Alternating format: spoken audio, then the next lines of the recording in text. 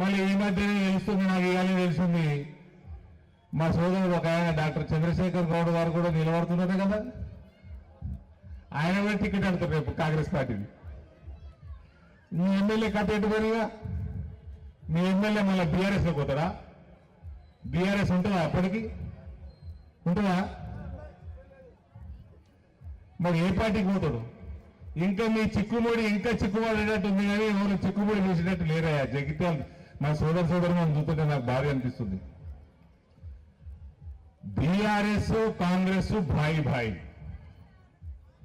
BRS Congress భాయి భాయి.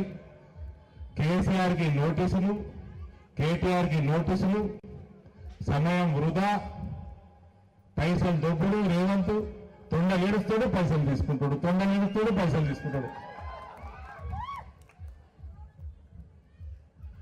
ఆ కేసులు ఎటు తేలవు, బెదిరించుడు, సంచులు తీసుకున్నాడు. తర్వాత 2-3 సంవత్సరాల తర్వాత సిబిఐకి అప్పచెప్పుడు. ఇది కాంగ్రెస్ వాళ్ళు చేస్తున్న పని.